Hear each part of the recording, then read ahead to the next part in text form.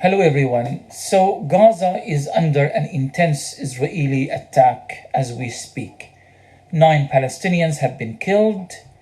They include three top leaders of the Palestinian resistance in Gaza, along with their wives and several of their children, including a brother and a sister. I think it's very important to note from this moment on that the reason of why Israel is attacking Gaza this time around is to ensure that the political crisis that was and is developing in Israel could be averted. Now, we understand that Israel constantly uses Palestine and attacks Palestinians as a way to kind of sort out their political problems. And Israel has indeed been undergoing a major political conflict, specifically this time around between Benjamin Netanyahu, the prime minister, and his far-right fascist Minister of National Security, Itamar Ben-Gvir. Now, Itamar Ben-Gvir has been saying for several days now that Israel has lost its deterrence. It's not able to control Palestinian, what he calls terrorism. The latest war on Gaza was not in any way convincing, and that he will no longer be participating in Knesset votes as part of the coalition of Netanyahu. Of course, Netanyahu understands that without Itamar Ben-Gvir and his party, his coalition is going to collapse. And if that coalition collapses, they would have to go to another elections in which Netanyahu this time around is not the favorite to win. Rather, it's Gantz and the Israeli opposition. So Netanyahu is trying to avoid this possibility at any price. So he decides to go to another war on Gaza.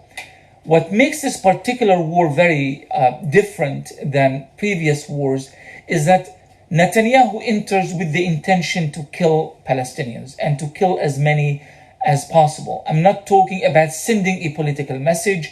He immediately eliminates three of the top leaders of the resistance, the south, north, and center of the Gaza Strip. He takes out their families with them as well. The bombing campaign continues. Injuries are reported everywhere. There are some reports that the Palestinian doctor in the Rafah region has been killed along with his wife.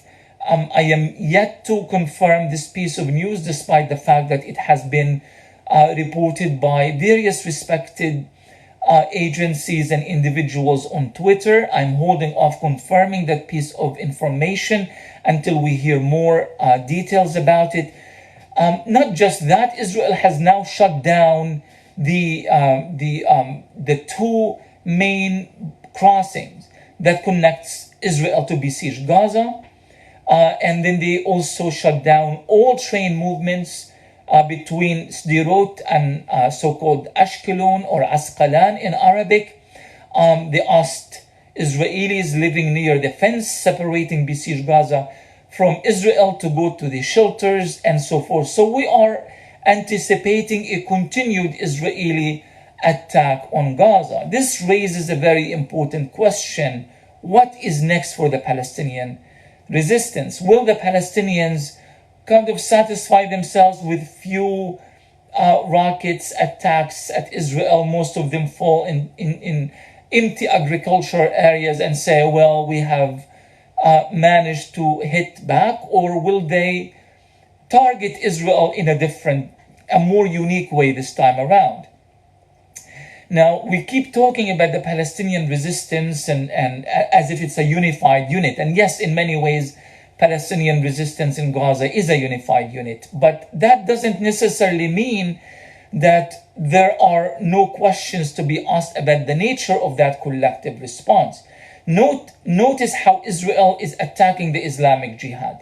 They're attacking the Islamic Jihad because the Islamic Jihad is affiliated with Iran, affiliated with Hezbollah, affiliated with other countries and movements in the regions that do not really hold any particular political balance over the Palestinians, unlike Hamas, for example, which is beholden to different political balances. I'm talking specifically about Qatar and Turkey.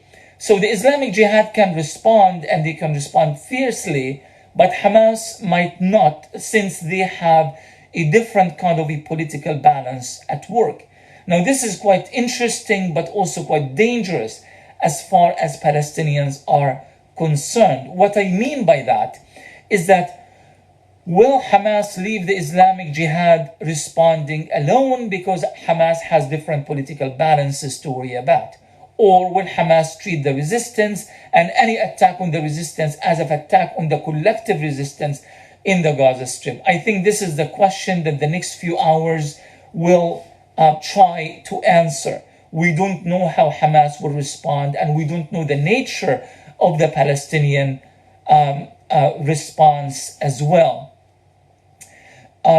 So far, we have confirmed 9 Palestinians killed in the Israeli attack, many injured. We know that many positions have been bombed, particularly in the southern regions of Rafah and Khan Yunis, but also in the Gaza area as well.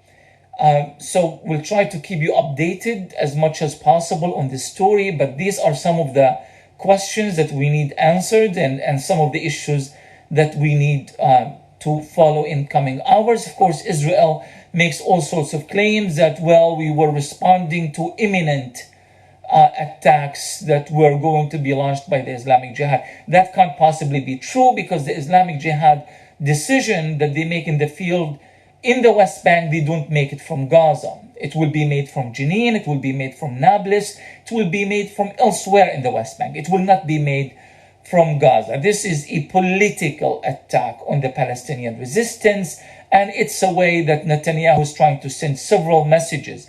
One message to the Israeli oppositions saying that no, Israel has not lost its deterrence. A message to Iran and Syria, the fact that Syria and Iran are now kind of appearing to have returned triumphantly, if you will, to some kind of regional dominance and leadership. This is not going to dissuade Israel. And a message to the right-wing coalition, particularly Itamar Ben-Gvir and others, that Netanyahu is still committed to the far-right agenda of these individuals.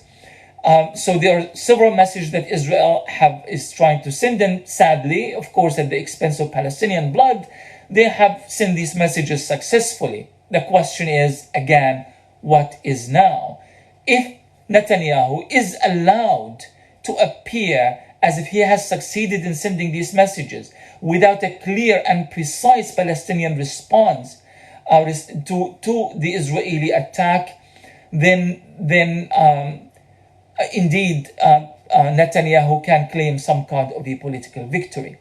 Of course, it's too early for Netanyahu to claim that victory, all depending on the response of the Palestinians. Again, we'll keep you updated on this, and thank you for tuning in.